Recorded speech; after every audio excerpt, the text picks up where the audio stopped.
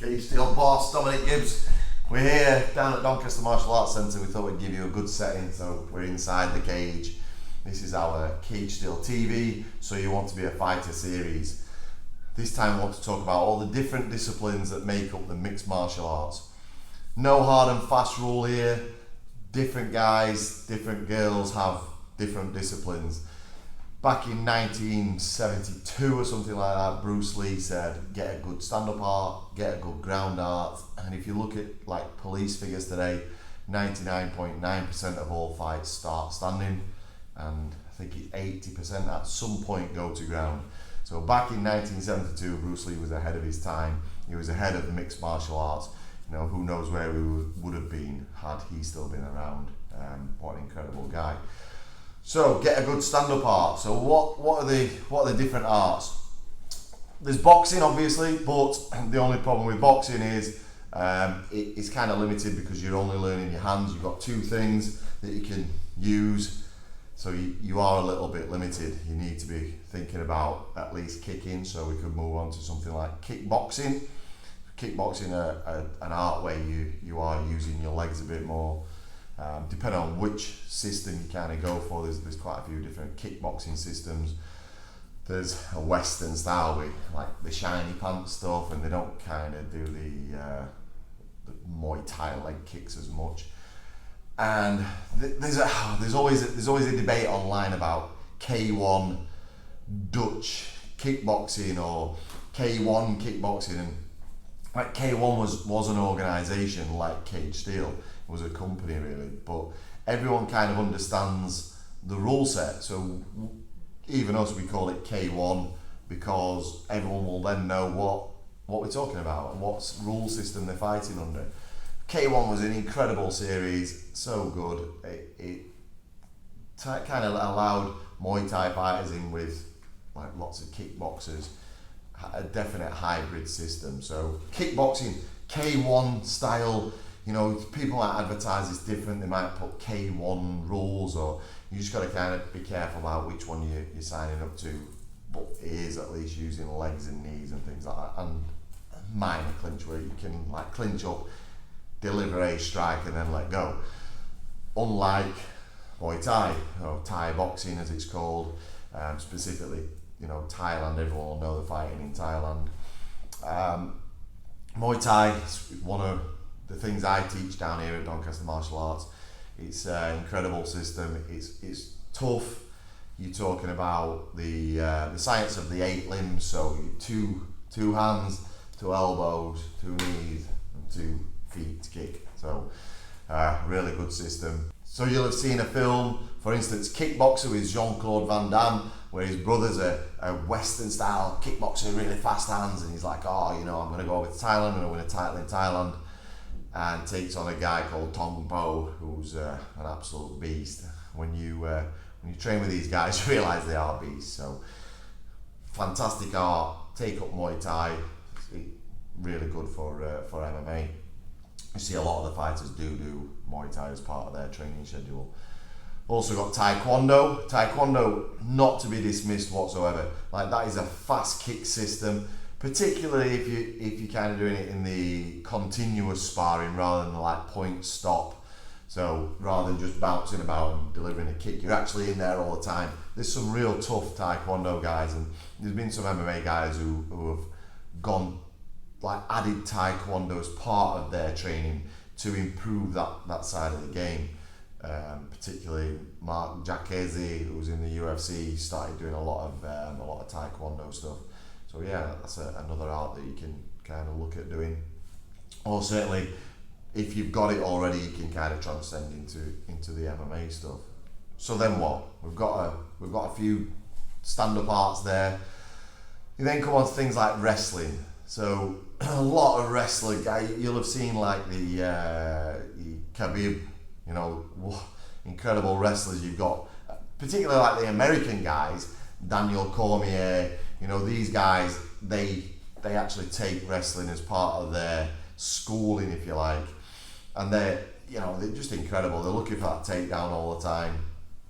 And then we come into like the groundwork side of things. So you've got your Brazilian Jiu-Jitsu, your no-gi, your combat sambo, judo. So you'll see a lot of like judo throws, and this is kind of mixing all things together. And this is why MMA is so exciting, is that people are good at one art and other people are good at a different one, and styles make fights, as they say. So those different styles make up a great fight. You've got someone who's a great judo practitioner. Like Ronda Rousey, who could just throw people and get an armbar from anywhere, and until she started trying to box, she was like literally ripping it up. So these styles do make fights. What happens then if you take like the traditional side of it? So for instance, if I look at the one I was talking about, Muay Thai, Thai boxing, there become some frailties within Thai boxing when you transfer it into MMA. For instance, like the kicks can be caught and then you're taken down, which doesn't really happen in Thai. It's not scoring, you're taken down. Then someone who's a good grappler, a good Brazilian Jiu-Jitsu practitioner, they'll then start to twist you up, take limbs, choke you out, do all this kind of stuff. So when you're on the ground, it's a whole new ball game. You're talking about 10 to 12 years, and that's consistent training to get to a black belt at Brazilian Jiu-Jitsu. It is a crazy art. You open a book and it just opens this massive plan where there's an attack to a defense to the attack, and an attack to the defense. It just goes on, and people then, different style, different how you work. So for instance, I've got long legs, so I'll do something that's called a triangle, where I'm trapping people's heads here and joking about. Someone with small legs might not be able to pull that off, but they'll be better at kind of shooting in for takedowns. They'll be stocky on the ground, they'll be hard to get kind of their limbs trapped, so they'll be tight, and it just makes it interesting. You know, you go against different people, and everyone teaches you something, but it's a massive art. Combat sambo stuff, that's more in line with like Khabib, particularly like your Russian styles, where it is quite mad actually, combat sambo. You know, you're punching each other. I think there's even like groin shots in there. So headbutts, like that stuff's crazy. Check that out on YouTube, Combat Sambo. There's actually a club locally as well doing it, so it makes it interesting. Doncaster's quite a good fighting area. I'm sure around you, if you Google Combat Sambo, Brazilian Jiu-Jitsu, you'll find a great club near you. So like I was saying, the different arts don't always transfer unless you make it transferable. So for instance, Brazilian Jiu-Jitsu, in a Brazilian Jiu-Jitsu competition, someone takes someone down, they've got guard, as they say, so they're laid on their back and they've got someone trapped in their guard. They can pull off submissions from that, they're actually winning. But in MMA, it gets evened up by the guy that's in the guard can drop bombs, punch, the elbows from the top, and ridiculous. It's splitting people open. So it's not as bad to be kind of trapped in someone's guard in MMA as opposed to Brazilian Jiu-Jitsu. And you've obviously got clothing on. You know, there's a gi, as we call it, pajamas, some people say. You've got your gi that people can grab and they can choke you out with stuff. So I can remember my first kind of Brazilian Jiu-Jitsu gi session, Danny Mitchell putting a gi on me and untucking me and strangling me with my own gi. So yeah, cheers Danny, that was a great introduction. He laughed like mad as well, so made his day. But then again, once you've learned that, you can kind of show it to people, you can do it on them, so it's all good. But yeah, there's so many that relate. You can kind of combine stuff. If you've only done boxing, that's fine, because lots of MMA guys train just boxing, then they'll train Muay Thai, then they'll train Brazilian Jiu-Jitsu, Combat Sambo, then they'll put it all together. You know, they'll do it all in an MMA class. So I mean, it's kind of moved on a lot, because you can actually just sign up now to an MMA class, and the younger people coming through, they've got access to learning all this kind of combined arts. Someone taking those bits from all these different arts, squashing them into a system. There isn't really a system in mixed martial arts, so I know some clubs do make up grading systems, and that's fine, you know, that's up to them. It's I don't care, you know, some people complain about it, but you know, if people are getting recognition and reward, it's sometimes better for them to go through that system and earn. You know, some people say, oh, I've got a black belt in MMA, which doesn't really kind of exist, but it's getting that way where people have built systems and they are building reward and recognition systems. So, as long as it builds the sport, then I'm good with it. And people enjoy doing it, then that's what we want to do. So yeah, people are lucky now, they can actually just sign up to a mixed martial arts class and literally go down. They'll be taught these different parts of it, and then they'll squash it into a class. They'll show that in jiu-jitsu this is winning, but actually in MMA it's evened up because of this. In Muay Thai you can catch the kicks. Clinch works, someone's good at judo, they start throwing you. There's a whole host of this. It's absolutely crazy, and like I said, styles make fights. So that's why I absolutely love the sport. You never know what's going to happen. We've put some fights on Cage Steel, and you've got a guy who's his fight name is the Arm Collector, and you've got a guy who's literally knocking people out, and you think, all right, okay, this guy's going to try and take him down, the striker, and the striker's going to try and knock him out, and the grappler then knocks the striker out with an overhand right, and it's like, whoa, the crowd go crazy. You just never know what's going to happen. That's why it's so exciting. One of the things they asked, is it kind of scary in here?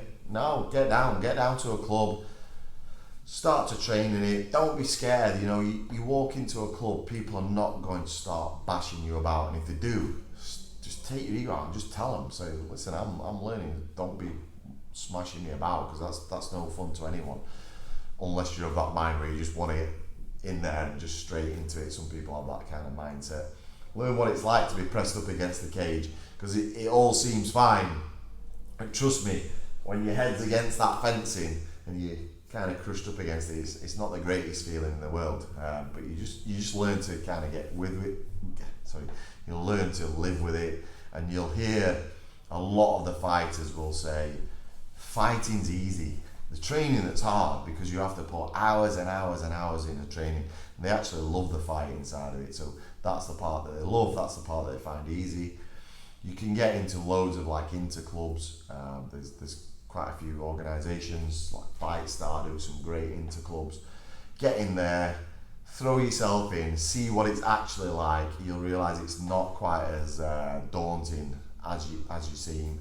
Get a few classes behind your belt, do an inter club. You'll soon be in love with this sport. You'll be absolutely loving it. And when you learn the different kind of techniques and the different systems, the different styles like Brazilian Jiu-Jitsu, when you know what's happening on the floor, it makes the sport more exciting, more entertaining.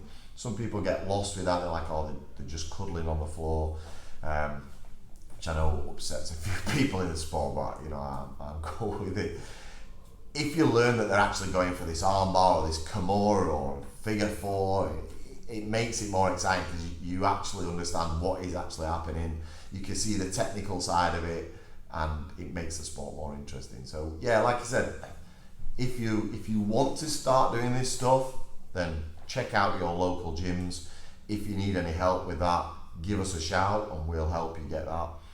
And then get down there, start training, progress a little bit, get into an inter club. So before long you could be having a fight in front of thousands of fans, and go all the way, and you could be in front of tens of thousands of fans. So yeah, just get along there. If you never wanted to fight and you're watching this series because it's of interest to you, you want that information, then check out some of the things. I know it's something we're going to be doing pretty soon. We're going to be showing different syllabus stuff, so different Brazilian Jiu-Jitsu moves, kind of give a bit of knowledge to people, so that when they watch these fights, it's more interesting. We want to make this sport more interesting, more exciting to you. I absolutely love this sport. I get so passionate about it. It kind of just, I get goosebumps. Look, that's how mad it is. But I understand that some people, particularly those kind of coming on to the sport from boxing, don't understand the kind of grappling, the wrestling, the groundwork. Learn it seriously. You'll absolutely never look back from learning it. But yeah, just keep watching these series, seeing what we do. We've now done a few for you. We'll keep progressing, keep giving you this information, and you'll keep learning about why I love this sport so much. So yes, keep watching our series. We'll catch up with you again soon. Cage Steel TV, So You Want to Be a Fighter series. I'm Dominic Gibbs. Thank you for joining.